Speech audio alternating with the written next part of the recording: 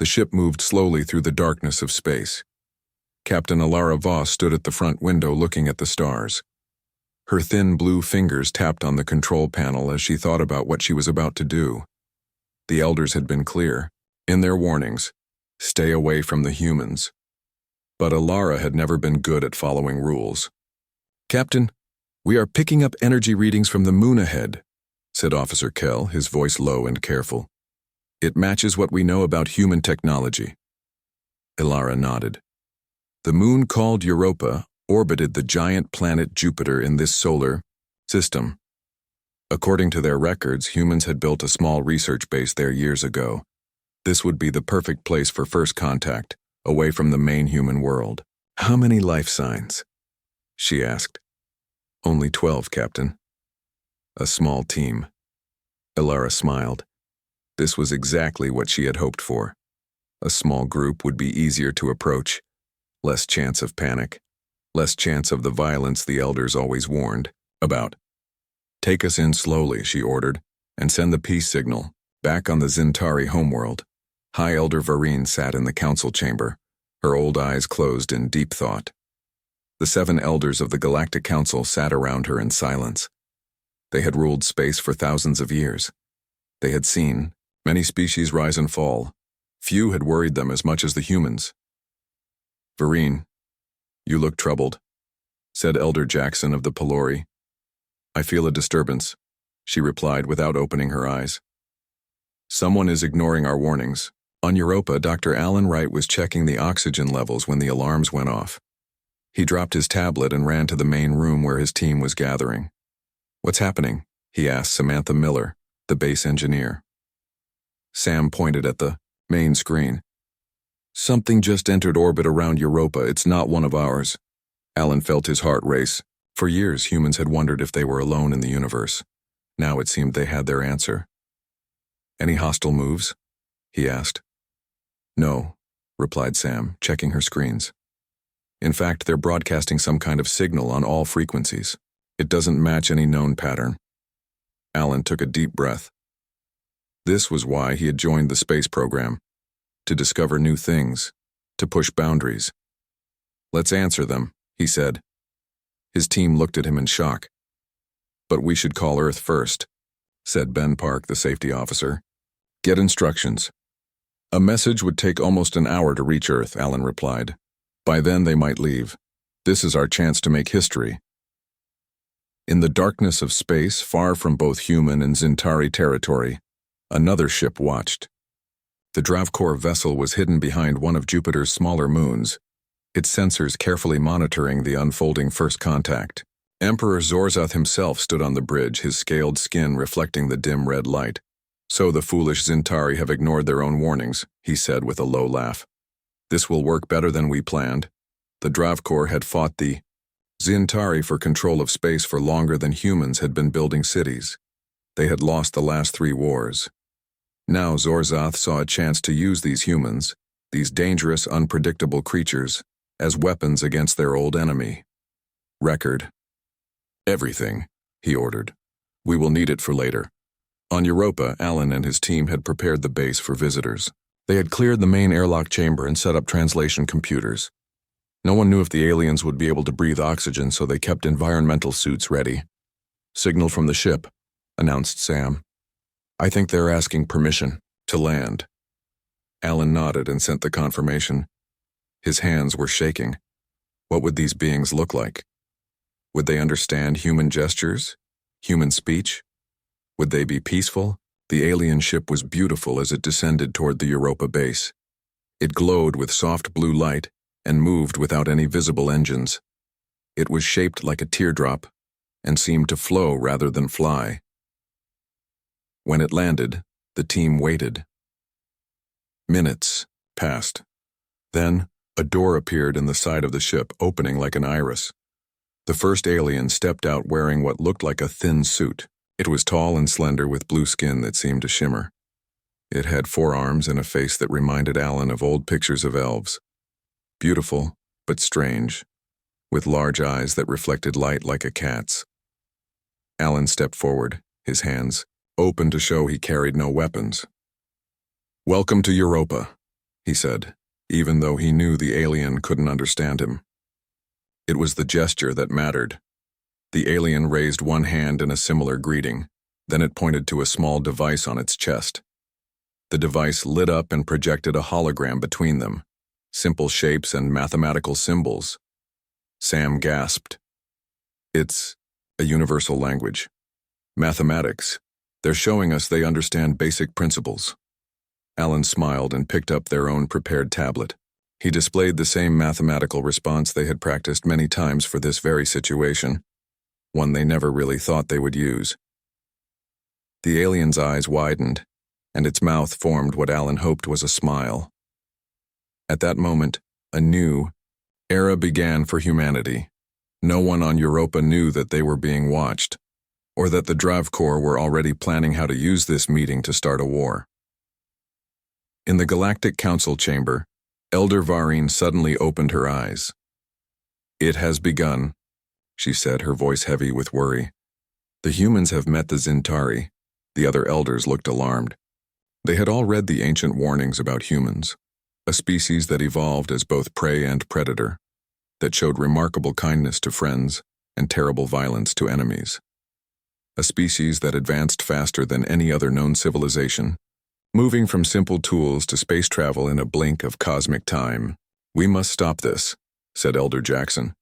"It is already too late," Varine replied. "The meeting has happened. Now we can only watch and hope that our warnings were too harsh, that humans have more good in them than danger." On Europa, Alan and Captain Ilara were beginning to establish basic communication. Both were excited by how quickly they were finding common ground. Neither knew that they were the first pieces being moved in a dangerous game, or that their peaceful meeting would soon be twisted into something terrible. "Your species is fascinating," Ilara said in her own language, which Alan couldn't yet understand. "Your ship is amazing," Alan said in English, which Ilara couldn't yet understand. But their smiles and careful gestures spoke a language both could read. Trust was beginning to grow. Trust that would soon be tested in ways neither could imagine. 6 months passed since the first meeting between humans and the Zintari. What began with careful greetings had grown into friendship and exchange. The Europa base had doubled in size. Now humans and Zintari worked side by side, learning from each other. Dr. Alan Wright stood in the new section they called the Bridge, a room built between the human and Zintari living areas. He was looking at star maps with Captain Ilara, planning the next step in their work together. "If we combine our scanning methods, we could map this whole sector in half the time," he said. Ilara nodded, her blue skin catching the light. "My people are eager to learn more about how humans explore. You move so quickly compared to us?" Alan smiled. The Zintari were careful and slow in their decisions.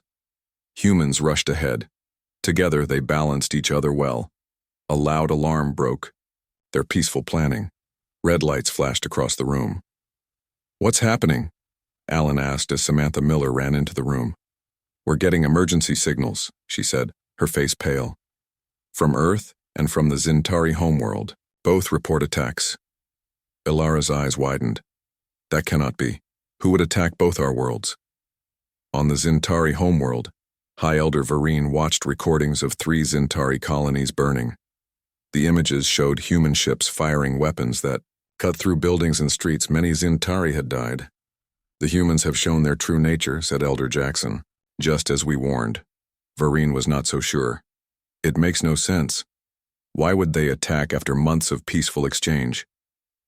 "Their history is full of such tricks," another elder said. "They gain trust, then strike."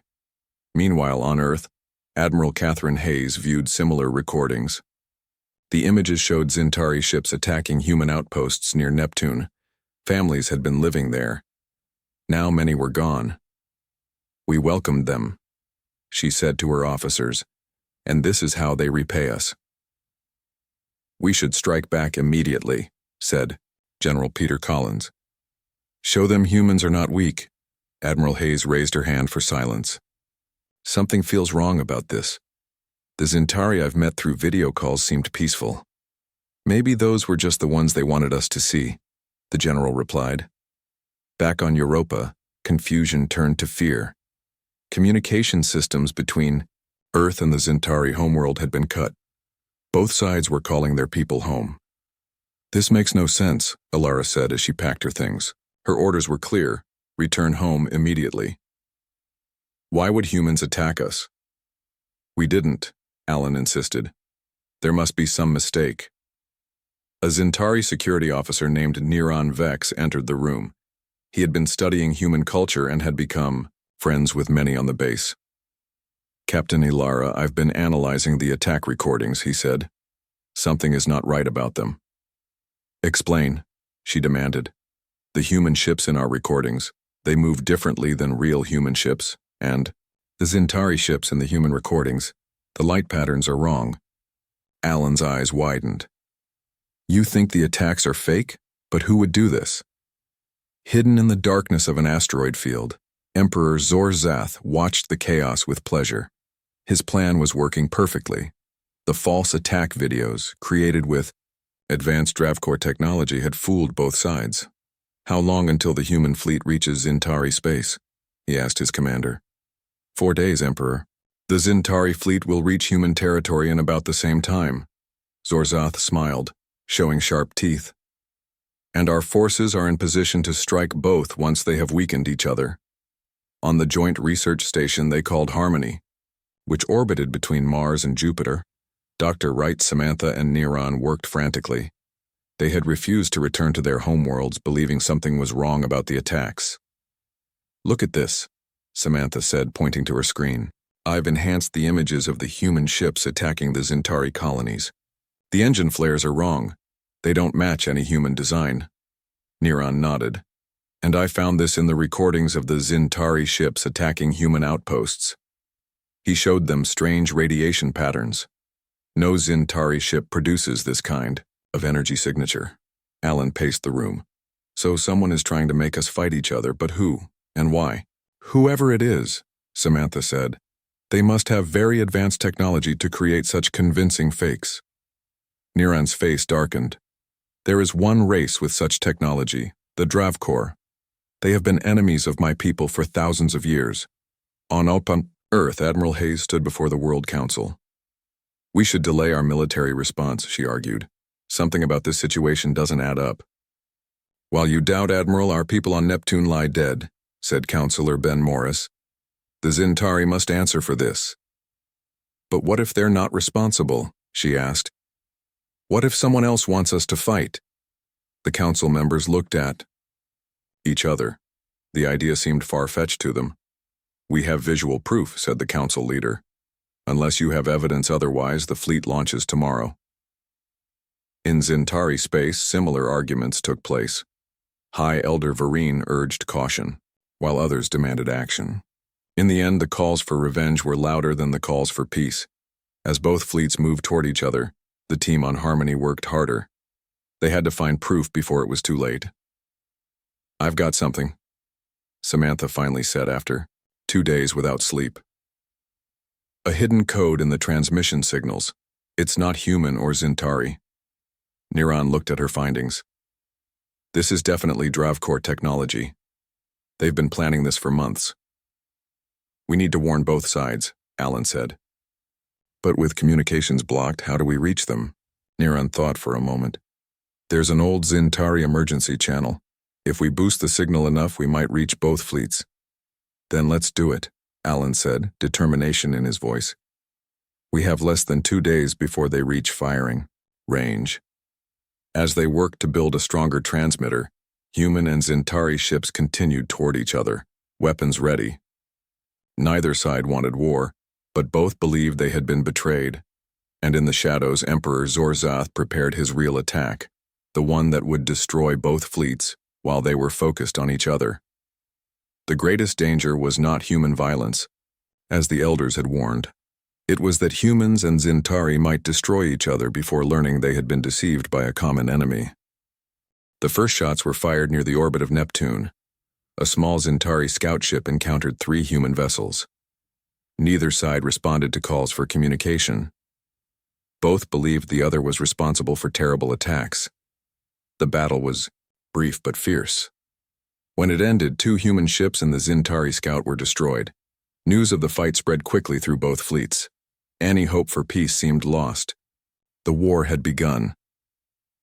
Commander Jordan Ellis led the Earth Fleet's 4th Division, 20 ships of different sizes, all prepared for battle. He had studied the recordings of Zintari attacks many times. Despite this, something bothered him about the situation. "They move in perfect formation," he said to his second-in-command. "Every Zintari ship follows the same patterns. It makes them predictable." "And that's a problem?" his officer asked. "It's an opportunity," Jordan replied. He called his captains together and explained his plan. It was not what they had been taught in training.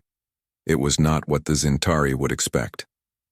On the main Zintari, Warship Fleet Commander Talon Zor watched the human fleet approach.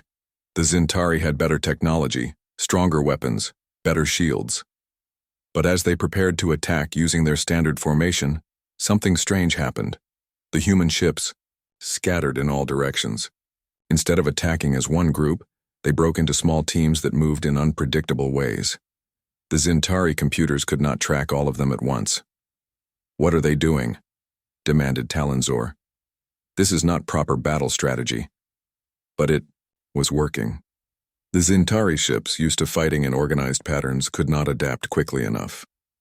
Human vessels darted in, fired quick shots, then pulled away before the Zintari could respond with their more powerful weapons. Back on Mars colony, civilian miners and workers watched the sky with fear. Zintari ships had entered orbit, preparing to land troops.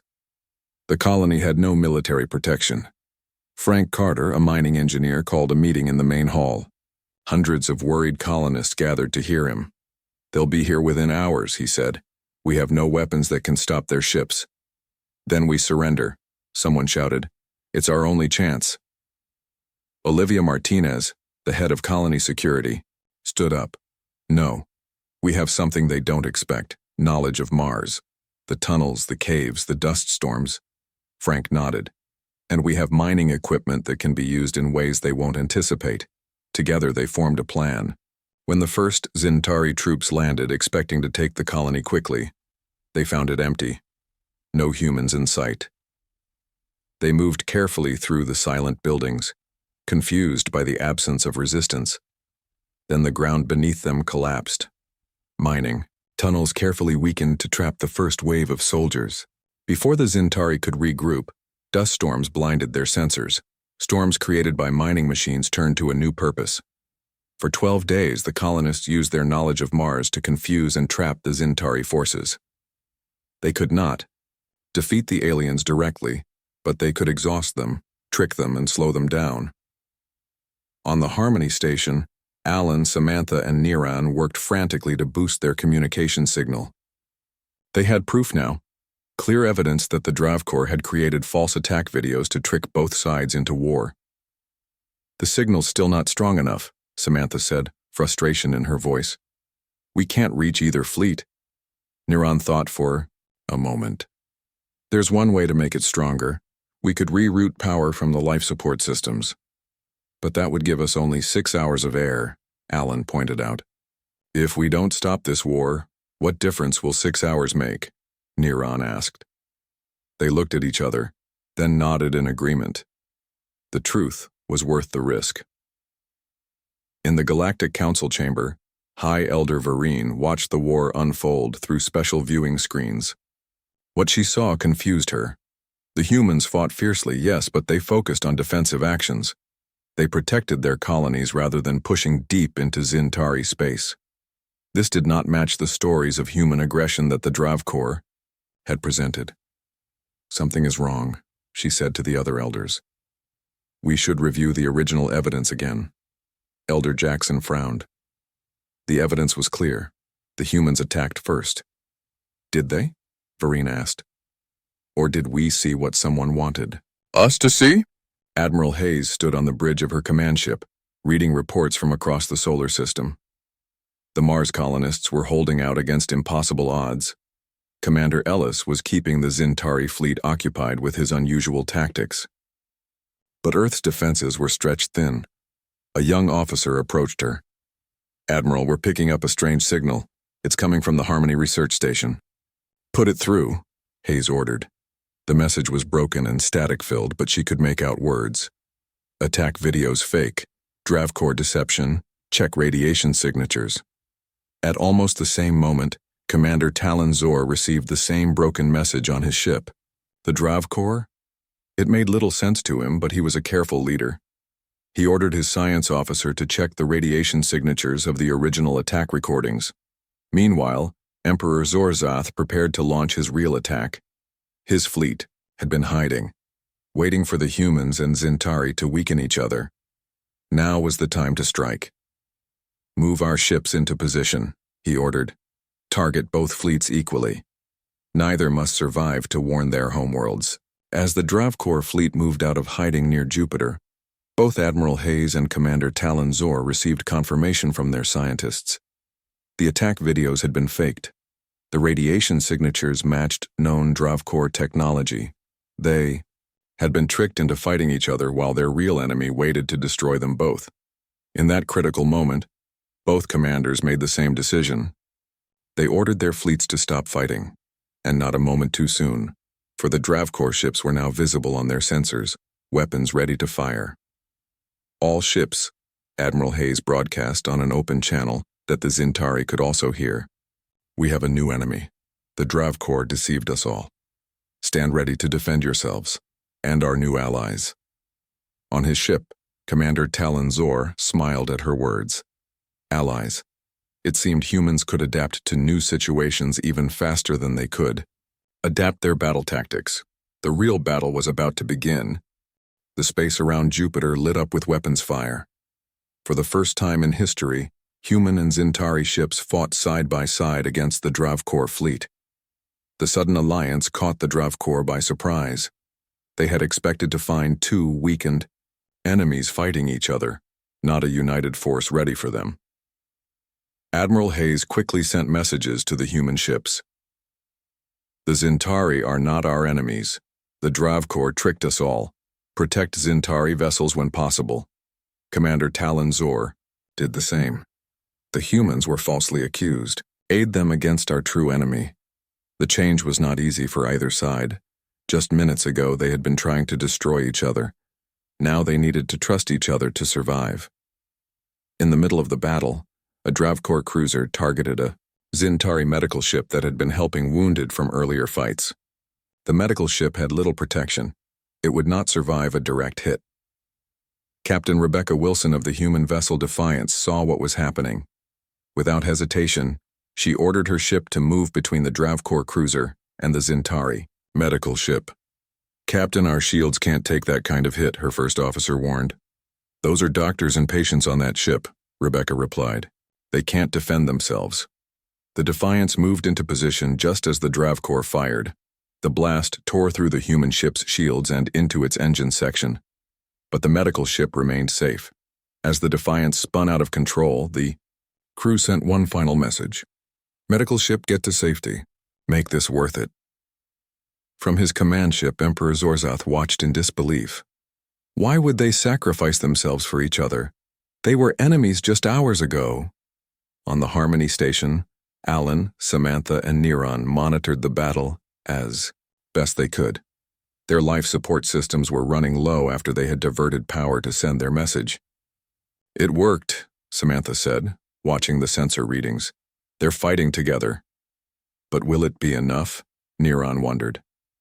The Dravcore still outnumber them. Alan checked their remaining oxygen. We have less than 2 hours left. Let's hope it's enough time to see who wins. In the Galactic Council chamber, the elders watched the battle through their viewing screens. They had seen many wars over thousands of years, but never had they seen anything like this. The humans sacrificed their ship to save the Zintari, Elder Jackson said in amazement. This does not match our understanding of them. High Elder Vereen nodded. Perhaps we misunderstood much about humans. The warning spoke of their capacity for violence, but not their capacity for sacrifice. Near Jupiter, the battle continued. Human ships fought using unpredictable movements and quick attacks. Zintari vessels provided powerful cover fire with their advanced weapons. Together, they created a fighting style the Drav Corps had never faced before. Commander Jordan Ellis noticed a pattern in the Drav Corps ship movements. They always protect their flagship, the large vessel in the center. Commander Talon Zor agreed. Emperor Zorzoth must be on that ship. He would never risk staying behind. If we can target their leader, we might end this faster, Jordan suggested. But the flagship is too well protected, Talon Zor pointed out. We cannot get close enough. Jordan smiled. Not if we use traditional tactics. But what if we try something new, something that combines both our strengths? On Mars Colony, Frank Carter and Olivia Martinez were surprised when the Zintari suddenly stopped their attack. The alien soldiers received new orders and began returning to their ships. What's happening? Olivia asked as they watched from their hiding place. I don't know, Frank replied. But they're leaving. All across the solar system, the news spread. The real enemy had been revealed. The Drav Corps had created false evidence to make humans and Zintari fight each other. Now the two former enemies were working together against the true threat. Near Jupiter, Admiral Hayes and Commander Talon Zor finalized their joint plan to attack the Drav Corps flagship. It was risky, and unlike anything either fleet had tried before. Your smaller ships will provide distraction, Talon Zor explained to his captains. The humans will use their unpredictable movements to confuse their defenses. Meanwhile, Admiral Hayes continued, 3 of our largest ships and 2 Zintari cruisers will circle around and attack from below. As the combined fleet moved into position, Emperor Zorzoth began to worry. His plan had been perfect. Turn the two species against each other, then destroy the survivors. He had not expected them to discover the truth so quickly, or to adapt so easily to fighting together. Prepare for emergency jump, he ordered. We will retreat and develop a new strategy. But it was too late. The human and Zintari ships launched their coordinated attack. Small human vessels darted around the Drav Corps fleet, drawing their fire in all directions. When the Drav Corps focused on them, the larger attack force struck from below. The Drav Corps flagship's shields failed under the combined firepower. Emperor Zorzoth realized his mistake too late. He had underestimated the humans, just as the Zintari elders had warned. But the elders had warned about human violence, not human adaptability or willingness to work with former enemies. With their flagship heavily damaged and their emperor trapped, the remaining Drav Corps ships retreated. The battle was over. Together, humans and Zintari had won. On the Harmony station with oxygen running low, Alan, Samantha, and Neron watched the Drav Corps retreat on their sensors. We did it, Samantha said weakly, the lack of oxygen making her dizzy. We stopped the war. Both our peoples will survive, Neron added. Just then, their communication system lit up with a message. A joint human-Zintari rescue team was on the way. They would reach Harmony with fresh oxygen supplies in time. Looks like we'll survive too, Alan said with a smile. In the Galactic Council chamber, High Elder Varine stood before the other elders. We must reconsider our understanding of humans, she said. Yes, they are capable of great violence, but they are also capable of great courage, sacrifice, and forgiveness. They formed an alliance with those they believed had attacked them, once they learned the truth. Perhaps, Elder Jackson suggested, we should invite them to send representatives to the council. Varine nodded. It is time we learned more about these humans, not from ancient warnings, but from the humans themselves. As rescue ships reached the Harmony station and medical teams treated the wounded from both sides, Admiral Hayes and Commander Talon Zor met face to face for the first time. We have much to discuss, Talon Zor said, and much to learn from each other. Yes, Admiral Hayes agreed, starting with how we were so easily turned against each other, and how we can ensure it never happens again, Talon Zor added. The war that nearly destroyed both species had instead forged the beginning of a powerful alliance. The elders had warned about humans, but they had been wrong about the greatest danger. It was not human violence that would change the galaxy, it was human friendship. 5 years passed since the battle near Jupiter. What began as a war built on lies had changed into something no one expected. The humans and Zintari had formed a strong alliance that grew stronger each year. On the Zintari homeworld, the Great Hall of the Galactic Council had a new section, 7 seats for the original council members and now an 8th seat for the human representative. Dr. Diane Foster sat in that seat today. She had been chosen as the first human to join the council. Around her sat the elders of the 7 oldest space civilizations. Once they had feared humans. Now they listened when she spoke. High Elder Vereen called the meeting to order. We face a new challenge today.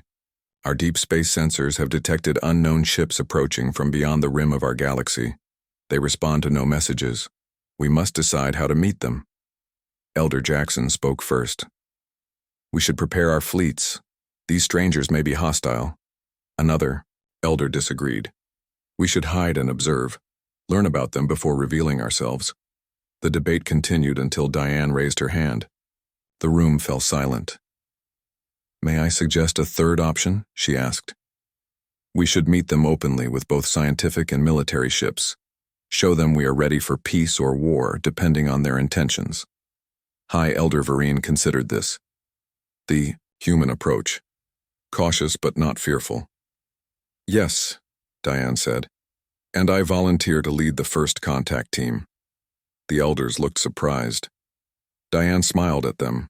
My people have recent experience with first contact, both the good and the bad. On Earth, Admiral Hayes walked through the new space dock where human and Zintari engineers worked side by side. The technology exchange program had advanced human ships by 50 years. In return, humans had shared their unique problem-solving skills with the Zintari. The combined fleet will be ready in 3 days, reported Commander Jordan Ellis, now her second in command. Good, Hayes replied. The Council has approved Dr. Foster's first contact plan. We'll send 3 science vessels and 5 warships. Dyke. We know anything about these newcomers? Jordan asked. Only that they're traveling in a large group and not responding to standard greeting messages. Jordan nodded thoughtfully. Could be caution on their part, or could be hostility. Either way, Hayes said, we'll be ready. On Mars Colony, Frank Carter watched as a mixed team of human and Zintari children played in the new park. His daughter ran alongside a young Zintari, both laughing as they chased each other. 5 years ago, they had been fighting the Zintari in these same tunnels. Now their children played together. The galaxy had changed more than anyone could have imagined, Olivia. Martinez sat down beside him. After the war, she had become governor of the expanded Mars colony. Hard to believe, isn't it? She asked, watching the children. Very, Frank agreed. If you told me then that I'd be working with Zintari engineers to build new colony domes, I'd have thought you were crazy. The elders warned their people about humans, Olivia said. They thought we were dangerous. We are dangerous, Frank replied with a smile, but not in the way they feared. On the Harmony Station, now expanded to 10 times its original size, Alan Wright and Samantha Miller prepared for a special ceremony. The station had become a symbol of cooperation between the two species. Scientists and engineers from both worlds came here to work together. 5 years ago, we almost died here, Samantha said as she adjusted her formal uniform. Now look at us. Alan nodded. When High Elder Vereen arrives for the ceremony, I'm going to show her our new deep space scanner. It combines Zintari sensor technology with human data processing. It can see twice as far as either of our old systems. Speaking of seeing far, Samantha said, what do you think about these new ships coming from beyond the rim? I think, Alan replied, that whatever they want, they'll find something they didn't expect, humans and Zintari working together. The joint fleet departed a week later. 8 powerful ships carried the best of both civilizations. Dr. Diane Foster traveled on the lead vessel, along with Niran Vex, who had been promoted after his work uncovering the Dravkor deception. Are you nervous? Niran asked as they approached the meeting point. Of course, Diane replied, but also excited. This is why I became a scientist, to discover new things, to meet new people. The elders have changed their view of humans, Neron told her. They used to tell stories about how dangerous you were. Now they tell stories about human creativity and adaptation. Diane smiled. We are still dangerous, but now that danger protects our friends instead of threatening them. The unknown ships came into view on their sensors. There were 15 of them moving in a tight formation. They were unlike any ships the humans or Zintari had seen before. Their design was strange, all sharp angles and dark metal. They're scanning us, reported the sensor officer. Let them look, Diane said. Open a channel on all frequencies. Send our greeting message. For several minutes, nothing happened. Then one of the alien ships moved forward, separating from the others. We're receiving a response, the communication officer announced. Visual and audio. A face appeared on the main screen. It was unlike anything they had seen before, with 4 eyes and skin that seemed to shift colors as it moved. The alien spoke, and their computers worked to translate. We are the HFY, the alien said. We flee from enemies who destroyed our homeworld. We seek new space to live. Diane stepped forward. I am Dr. Diane Foster of Earth, representing the Galactic Council. We welcome peaceful visitors to our space. The alien studied her. Our reports said this sector was divided, that the Zintari and others would destroy newcomers, that humans were violent and unpredictable. Things have changed, Diane replied. Back in the council chamber, the elders watched the first contact through their viewing screens. Elder Jackson turned to High Elder Vereen. It seems our ancient warnings about humans were both right and wrong, he said. Vereen nodded. We warned that humans were dangerous, that they changed everything they touched. That was true. But we thought that was bad, Jackson added. We didn't realize that sometimes change is exactly what is needed. As the first diplomatic meeting with the HFY continued, Vereen looked at the empty human seat in the chamber. The elders had warned everyone about humans, but now that warning had a very different meaning. Yes, beware of humans, she said softly.